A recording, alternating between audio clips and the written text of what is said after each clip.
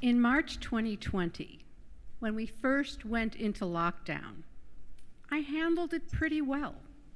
I stayed inside, I had my food and other necessities delivered, or I went to the supermarket very early during senior hours, not just with a mask, but with a scarf wrapped around my face and pink plastic gloves on my hands. When I wasn't teaching online or conducting services, I cleaned out my closets, rearranged my drawers, organized my books, went on solitary walks and FaceTime my family and friends. Since I no longer had help, once a week I did all my household chores. And when people called to ask me how I was doing, I would say, "Good, I'm doing fine." By summer, I wasn't quite as organized. Drawers were messy again, books were piled everywhere. The laundry was now done as needed. My sleep was horrible. Every night around 2 a.m., I would wake up and read the New York Times and the LA Times on my iPad. Now I was tired a lot of the time, sleeping later, often getting into bed after dinner, and binge watching Netflix, Acorn, BritBox, Amazon Prime, to name a few. I knew I was numbing myself, but I didn't care. And still, when people called to ask how I was doing, I would answer, "Good, I'm doing fine." By last December, when hospitals had no beds left and ambulances were lined up in the parking lots, I was spending hours on my couch weeping over Facebook videos of stray puppies being rescued, soldiers coming home and surprising their families, and little babies getting teeny tiny hearing aids and hearing their mother's voice for the first time. I had no energy, and I compulsively worried about my health. Every morning, I would spritz perfume on my wrist and smell it to see if I still had my sense of smell. I took my temperature 5 times a day. Chocolate was my new best friend. And when people called and asked how I was doing, I answered, "Good, I'm doing fine." Where did we learn that it is embarrassing not to be fine, to need some help? Where is it written that we are not supposed to be fragile, vulnerable, anxious, or sad? Who decided that if we need something or somebody, we're weak? That even if someone offers to do something for us, we can't accept, because that would be an imposition. Why do we believe we're supposed to handle everything by ourselves and lie through our teeth when we say, "I'm good, I'm doing fine"? Who decreed that we are not allowed to be human? That is not the Jewish way. Those are not our texts. This is not our teaching. Suffering is human. As the poet of the Psalms expressed so emotionally, "Be gentle with me, Adonai, for I am so wretched. Heal me, Adonai, for my very limbs are trembling with terror. I am so weary of moaning. I flood my bed with tears every night. How long, Adonai, how long?" Depression and despair are human. 2,500 years ago, the Book of Lamentations declared, "My heart is in anguish. Outside, the sword deals death. Indoors, the plague. When they heard how I was sighing, there was none to comfort me." Loneliness is human. Lo tov hayot hadam levado. It is not good for a person to be alone, says God, in the very first parsha of the Torah. And yet, when something in our lives is broken, something or many things are not working, we have come to believe that it is shameful to admit it. On Yom Kippur, we say, "Al chet shechatanu," for the sin that we have committed. And then we list how we have hurt others. But what about how we are hurting ourselves, damaging our own hearts and souls by blaming, condemning, and even hating ourselves for simply being human? Last year, the temple staff called all our congregants to see how they were doing during the pandemic. I personally called over 200 people. In every single phone call, I heard the same thing. I'm just doing fine, Rabbi. Thanks for calling. You know what I thought? Wow, they're handling this so well, but I'm struggling. What's the matter with me? I realize now that many of those people were not being truthful, and I understand why. They didn't want to come off as needy or burdensome, but you know what the result was? I felt worse. I can't help but compare this experience to when I wrote a Shabbat message about how I had really hurt my back, and I discovered a new appreciation for the blessings of daily miracles. To my utter surprise, I got at least a dozen emails from congregants saying, Rabbi, I'm going through the same thing. Rabbi, back pain is the worst. Rabbi, here's what worked for me. And they sent me all kinds of helpful suggestions. I felt supported. I felt cared for. I felt that I wasn't alone.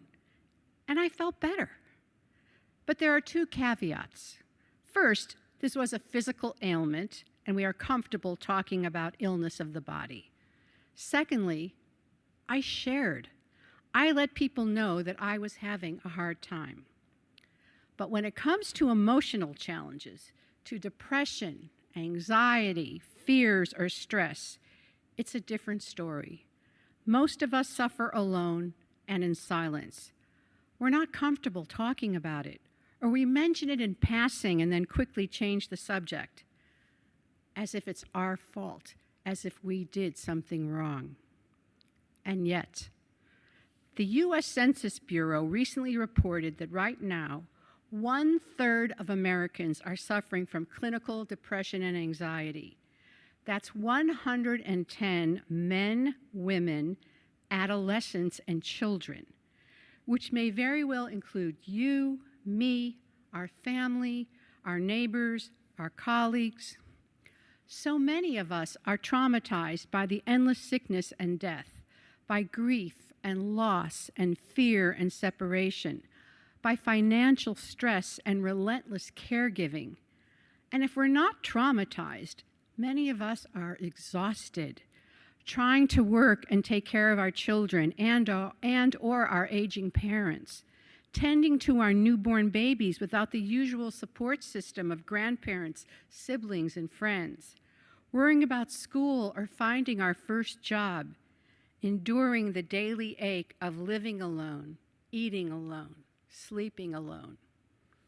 Al chet shechatanu, for the sin we have committed by pretending, by hiding, by stigmatizing the most sensitive and vulnerable parts of ourselves.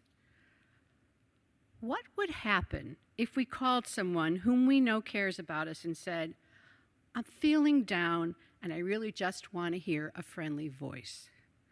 What would happen if we called someone and said, I'm feeling lonely. Do you have time for a walk or a cup of tea? What would happen if we took the first step and asked someone for a little help? What would happen if we opened up and told the truth about how we're feeling? Might we feel better? Might we actually be doing someone else a favor by giving them permission to open up as well? Might we find out, just like I found out when I wrote about my back, that a lot of people are going through the same thing, and that we can offer each other empathy and sympathy and support? A couple of weeks ago, I called my sister, who is my go-to person to vent about things. She and my brother-in-law happened to be in the car, so she put me on speakerphone. After they listened sympathetically, which is really all I needed, my brother-in-law said, "Sounds like you could use a massage. When was the last time you had a massage?" I laughed and said, "I can't remember, maybe 2 years ago?" My sister said, "Okay, that's it. We're buying you a massage. I want you to call and make an appointment today. The massage is on us." Now here's the funny thing. I've been so busy with High Holy Day preparation that I still haven't made that appointment, but I will this weekend. But the fact that they offered made all the difference in the world. Of course, sometimes we need professional help, and a massage is not going to do the trick.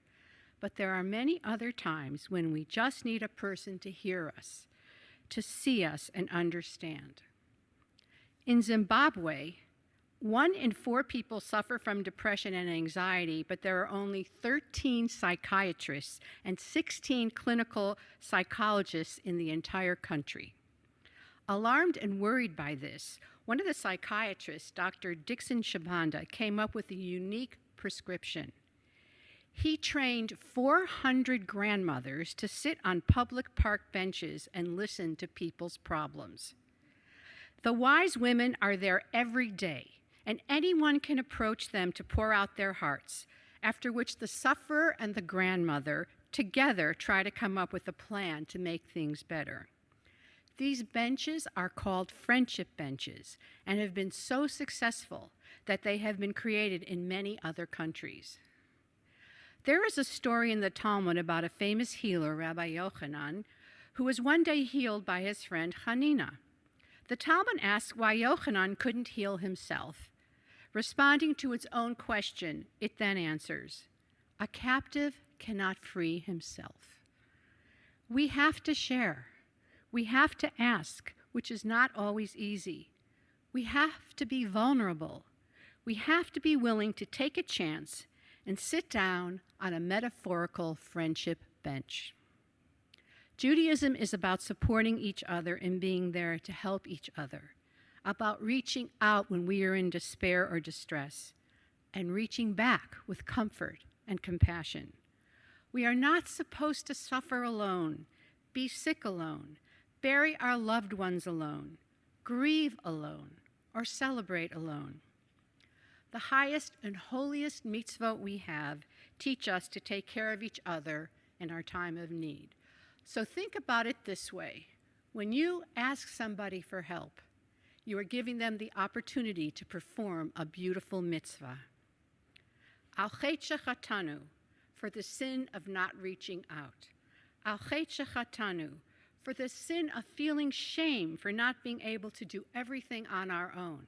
Al chet shechatanu, for the sin of being afraid to say, I need a hug, I need a laugh, I need a meal with you, I need a friend.